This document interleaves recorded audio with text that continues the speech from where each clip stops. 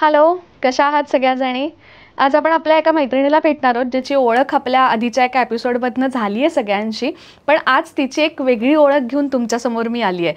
विजयश्री अभ्यंकर हिला आज आपण भेटणार आहोत आणि तिच्याशी आजच्या भागात आपण गप्पा मारणार आहोत. विजयश्रीनी आर्किटेक्चरमध्ये बॅचलर्स केलेलं आहे आणि मेट्रो सिटीजमध्ये म्हणजे चेन्नई, हैदराबाद, मुंबई अशा सिटीजमध्ये तिने वर्क केलेलं आहे इंटिरियर डिझायनिंगसाठी. आणि जवळपास 15 वर्षाचा एक्सपिरियन्स तिला या फील्डमध्ये आहेत. आणि होलिस्टिक इंटिरियर्स नावाची तिची स्वतःची कंपनी आहे. नोकरीचा एक्सपिरियन्समधनं स्वतःचा व्यवसाय तिने का सुरू केला आणि आजकाल इंटिरियर क्षेत्रामध्ये काय काय गोष्टी घडल्यात, काय काय बदल झालेत आणि या क्षेत्राची डिमांड कशी वाढत गेली. आणि तिचा एक प्लस पॉईंट म्हणजे तिला आर्किओलॉजीची पण खूप आवड आहे. सो ह्या सगळ्या गोष्टींचा तिच्या कामात होणारा तिला उपयोग अशा खूप वेगळ्या गोष्टींवरती आपण तिच्याशी गप्पा मारणार आहोत. सो वेलकम आहे विजयश्री तुझं आजच्या एपिसोडमध्ये. आपण एपिसोड सुरू करण्यापूर्वी एक छोटंसं गिफ्ट हॅम्पर तुला देते. काटदरे मसाले 1958 पासून काटदरे मसाले सगळ्यांच्या घराघरामध्ये आहेत. प्रत्येकाच्या आवडीची चव, जिभेवर रेंगाळणारी चव या मसाल्यांमधनं मिळत असते. आणि काटदऱ्यांकडनं आपल्या आलेल्या स्पीकर्ससाठी एक खूप छान गिफ्ट हॅम्पर आपण देतोय. काटदऱ्यांची चटण्या, भाजणी आणि मसाले असं एक छोटंसं छानसं गिफ्ट हॅम्पर तुमच्यासाठी.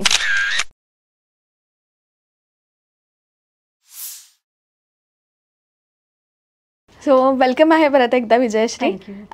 सुरुवात तुझी कशी झाली इंटिरियर क्षेत्राची?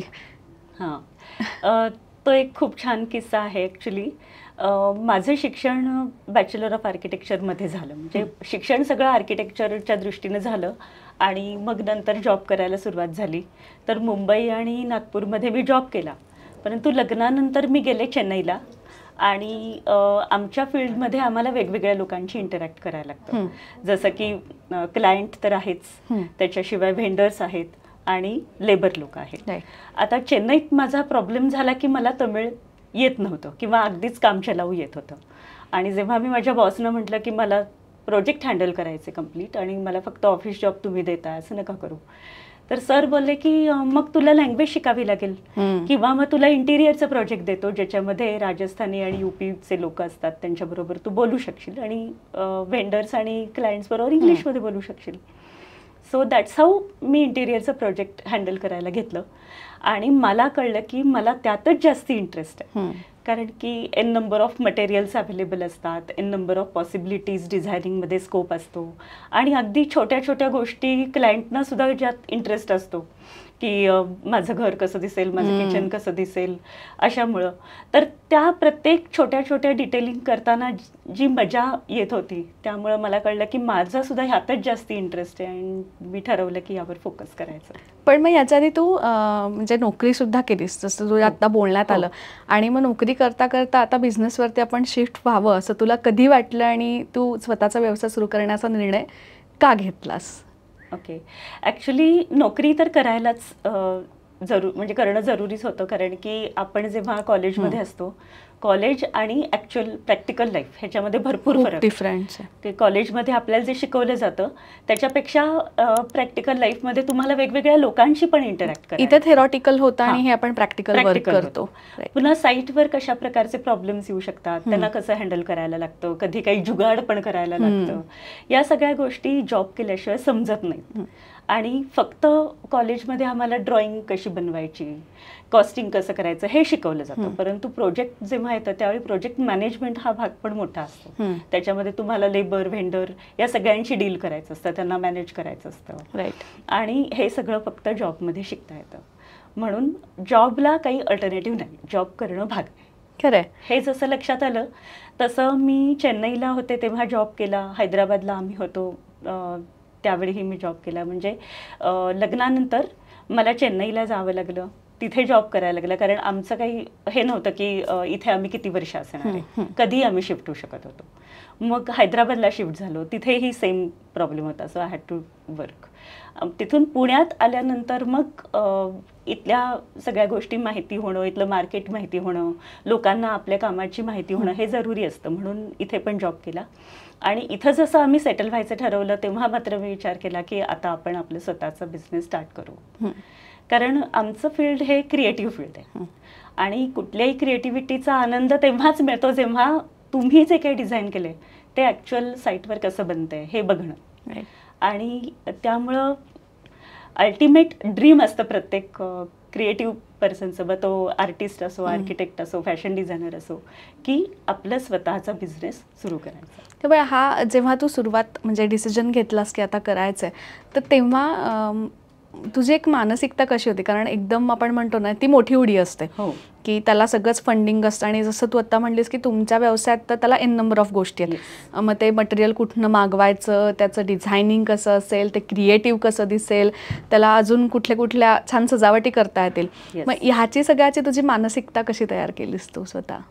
हां, ॲक्च्युली जॉब करताना बऱ्याच गोष्टींचा कॉन्फिडन्स आला होता. एकतर आपण प्रोजेक्ट हँडल करू शकतो या गोष्टीचा पूर्ण कॉन्फिडन्स आला होता. टेक्निकल ड्रॉइंग्स कशी बनवायची, लेबर बरोबर इंटरॅक्ट कसं करायचं, व्हेंडर्स बरोबर निगोशिएशन्स कशी करायची, याचा थोडा का होईना अनुभव आलेला होता.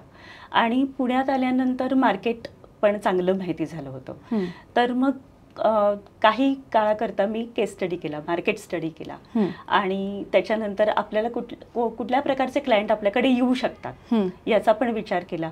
आणि मग त्या दृष्टीनं मी माउथ पब्लिसिटी पण करायला सुरुवात केली की मी स्वतःचे आता प्रोजेक्ट्स घेते. काही काळ मी जॉब आणि स्वतःचं प्रोजेक्ट असं सायमल्टेनियसली करत होते. आणि मग नंतर जसं दिसायला लागलं की अजून एन्क्वायरीज येत आहेत, तर मग आय डिसाइडेड की आपण पूर्ण वेळ आता आपल्या बिझनेसला द्यायचा. पण तू त्या सगळ्या गोष्टींचा काय म्हणत अभ्यास केलास आणि मग त्या क्षेत्राला किंवा त्या गोष्टीला तू सामोरी गेलीस. खूप छान, अप्रिसिएटिंग आहे. कारण ठरवतो आपण गोष्ट, पण ती करण्यासाठी त्याला जसं तू मार्केट रिसर्च केला, अशा सगळ्या गोष्टी कुठल्याही व्यवसायात खूप महत्त्वाच्या आहेत. म्हणजे उठलं आणि व्यवसाय सुरू केला असं न करता अभ्यास पूर्ण तू केलाय. आणि तुझ्या कंपनीचं नाव खूप इंटरेस्टिंग आहे. म्हणजे जेव्हा त्याचा स्टडी केला, आपलं बोलणं झाल्यानंतर होलिस्टिक.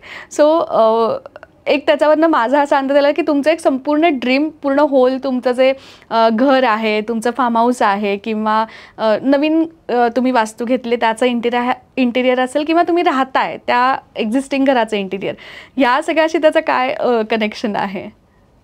ॲक्च्युली होलिस्टिक हे नाव देण्याच्या मागचा माझा उद्देश आहे की खूप लोकांचं असतं की इंटिरियर डिझायनिंग म्हणजे फक्त ॲस्थेटिक्स किंवा फक्त डेकोरेशन, फक्त ब्युटिफुल दिसलं पाहिजे असं.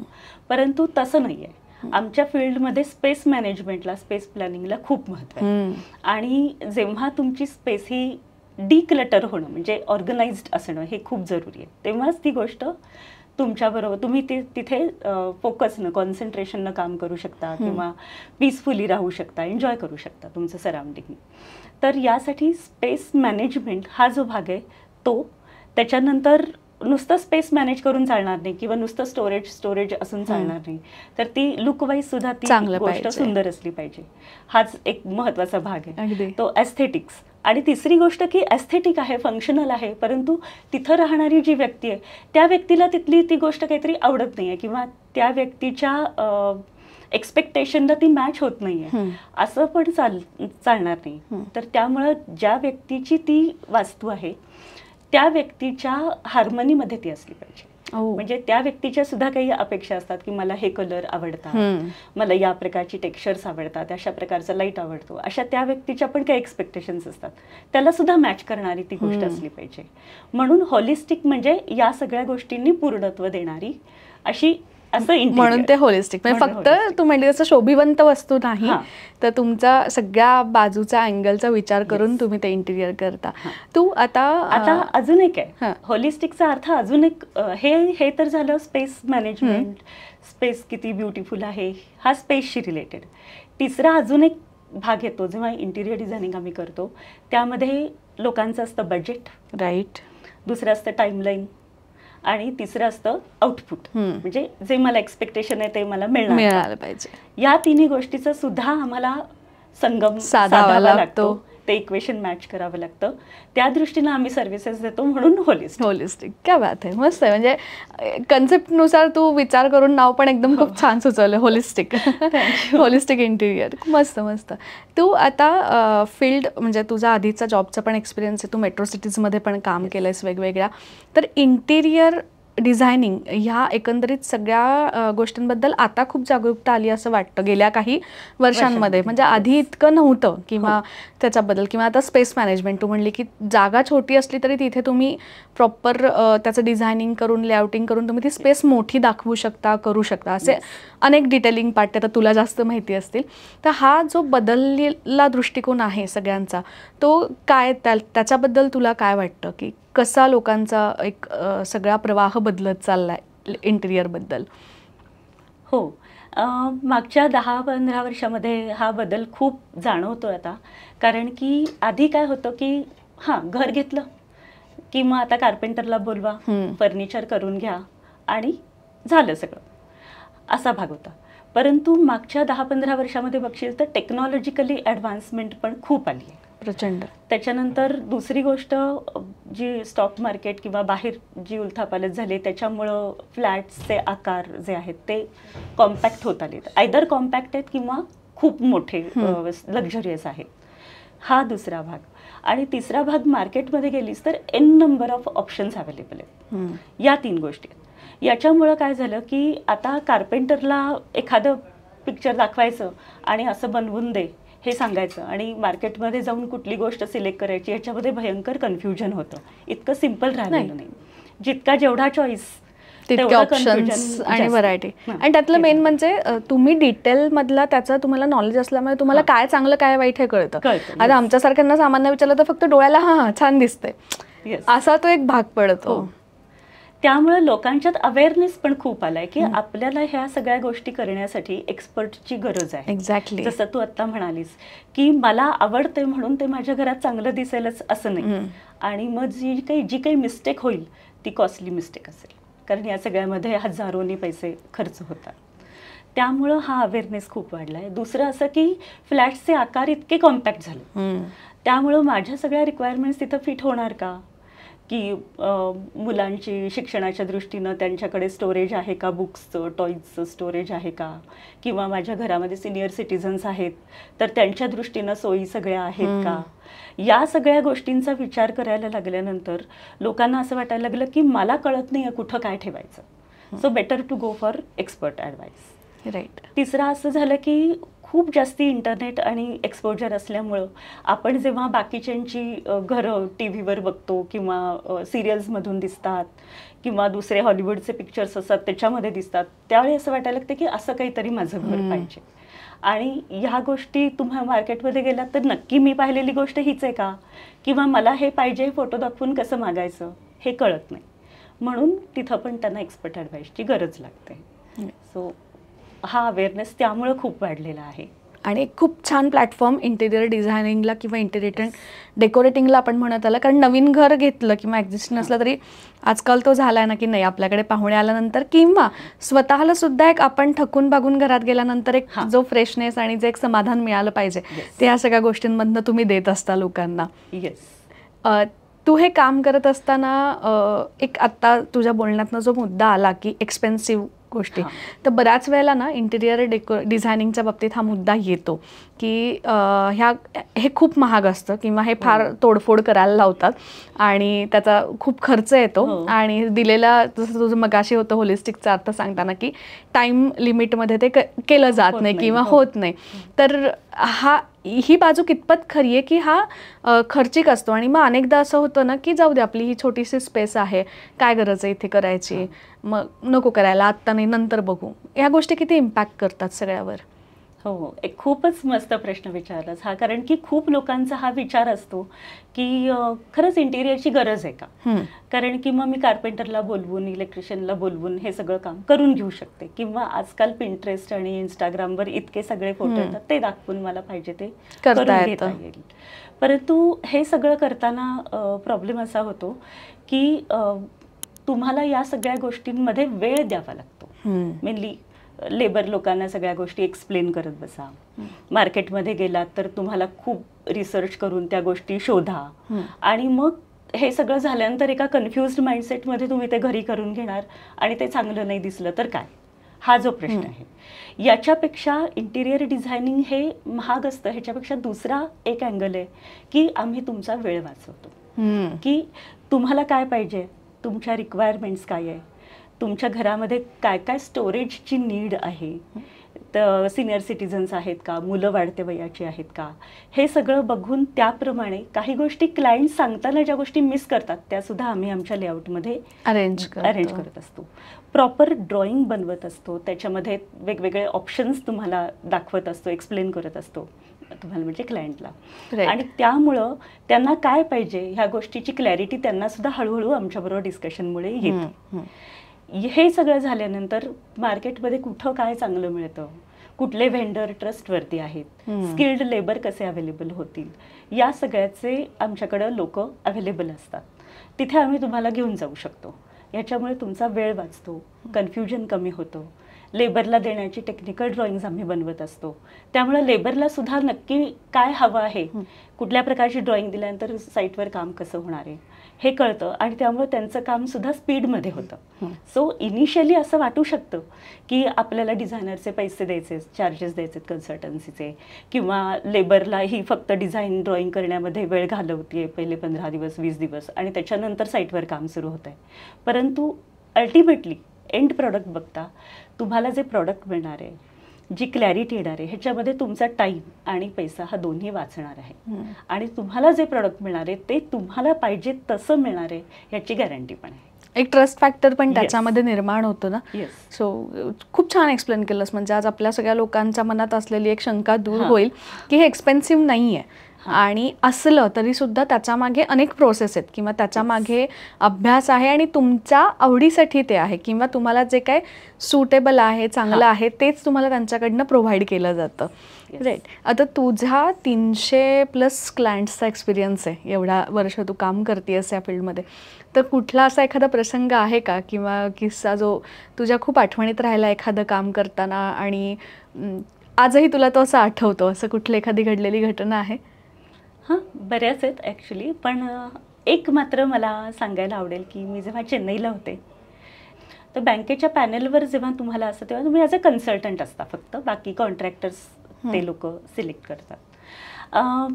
मी चेन्नईला होते, मला तमिळ एवढं नीट येत नव्हतं, बरीच यंग होते, आणि तिथले जे AGM होते मिस्टर वेंगुर्लेकर ते सुद्धा योगायोगानं मराठी होते.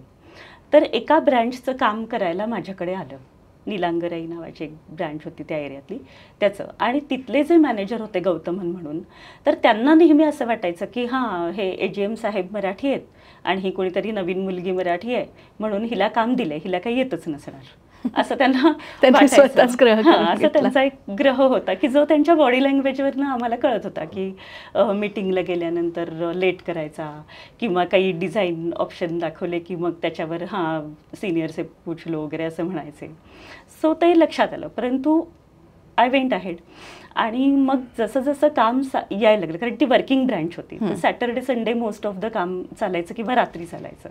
आणि जसं जसं बँकेला रूप यायला लागलं की फॉल सिलिंग चांगलं दिसायला लागलं, लॅमिनेट लागलं, लोगोचा एक इफेक्ट यायला लागला, तसं कस्टमर जे येत होते ते गौतमांना जाऊन सांगायचं की ब्रँच बहुत अच्छा लग रहा है, किंवा आता ती ब्रँच मॉडर्न वाटते. असा फीडबॅक त्यांना जसा यायला लागला तसं त्यांनी या कामामध्ये इंटरेस्ट घ्यायला सुरुवात केला. मग त्यांनी मला इतका सपोर्ट केला पुढच्या सगळ्या प्रवासामध्ये की मॅडम हे बरोबर आहे, हे छान दिसतंय, किंवा हे पसंत नाही येत आहे, किंवा आमच्या ऑफिसची ही पद्धत असते, याप्रमाणे काही चेंज होईल का, असं खूपच. म्हणजे ही चेंज एंटायरली एकदम त्यांचा जो वागणं होतं ते बिलकुल चेंज झालेलं.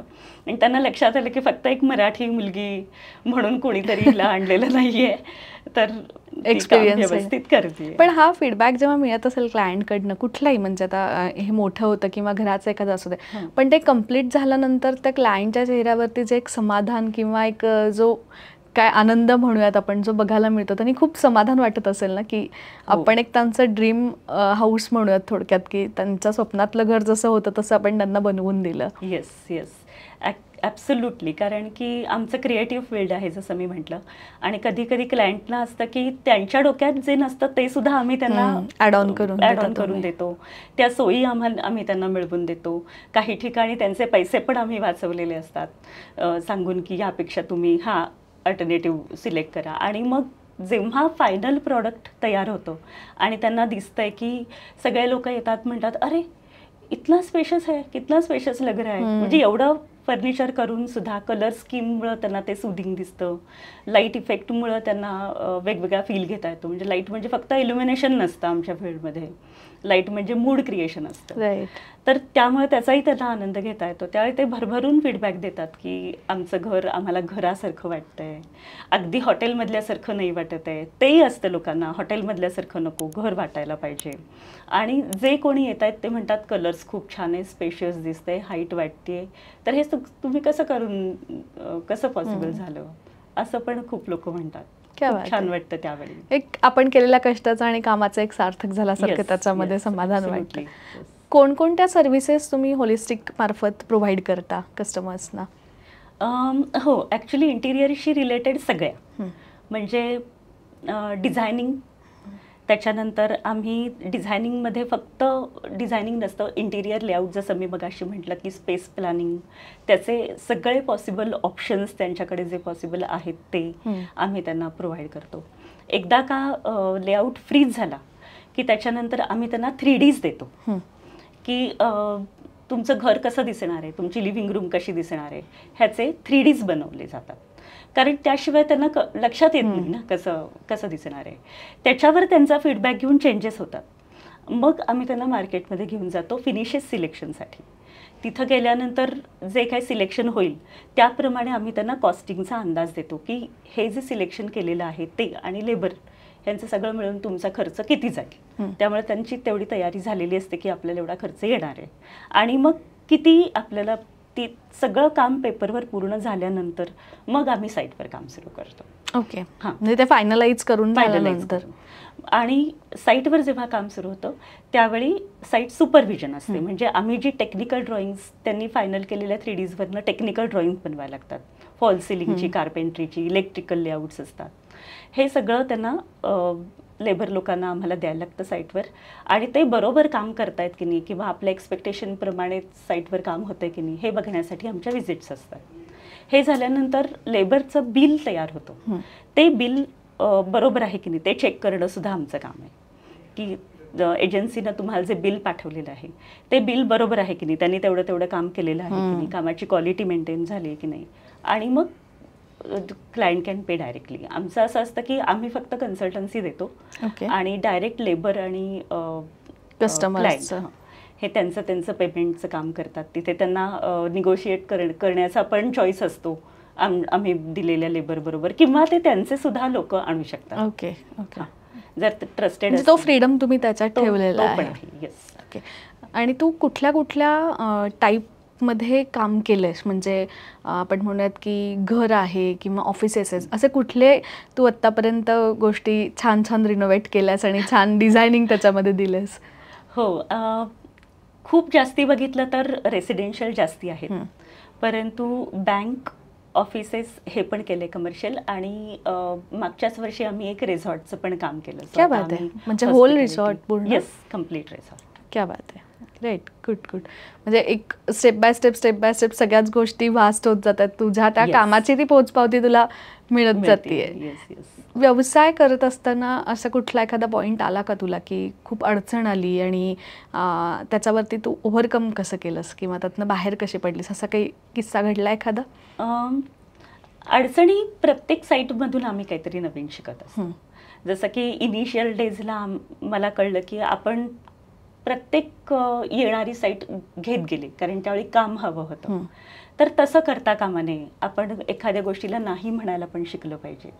माझं जे काही गोल आहे की क्लायंटला त्यांची स्पेस मॅनेज करून देणे किंवा एखाद्या रूमला त्याचा पूर्ण लुक देणे, हे जर शक्य नसेल, फक्तच कार्पेंट्रीची ड्रॉइंग्स दिले आहेत किंवा फक्तच पेंटिंगचं सिलेक्शन दिलं आहे, असं जर करत असू तर आपल्या कामाला व्हॅल्यू राहत नाही किंवा ते दिसून येत नाही.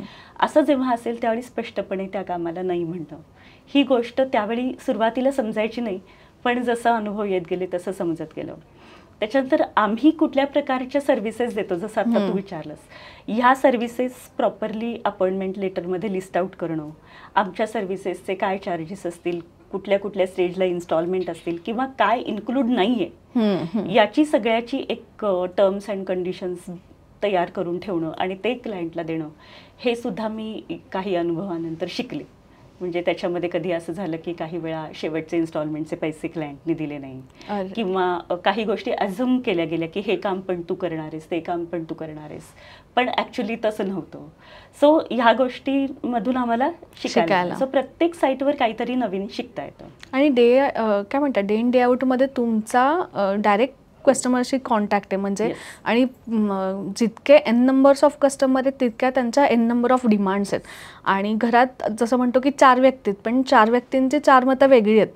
एखाद्याला वेगळा वॉलेट कलर हवा आहे तर दुसऱ्याला तो कुठला तरी वेगळाच हवा असतो. हे सगळं करताना पण तुमची कसरत होत असेल ना प्रत्येकाचं? असं होतच, कारण की खूप वेळा हजबंड वाईफ असतील आणि त्यांचं एकमत होत नसेल, असंही होतं. कधी कधी बजेटवरनं दोघांपैकी एखादी व्यक्ती कन्सर्न असते, त्यावेळी आम्हाला त्यातनं मार्ग काढावा लागतो. अशा वेळी एक काउन्सिलरचं काम पण थोडक्यात आम्हाला करावं लागतं बऱ्याच वेळा.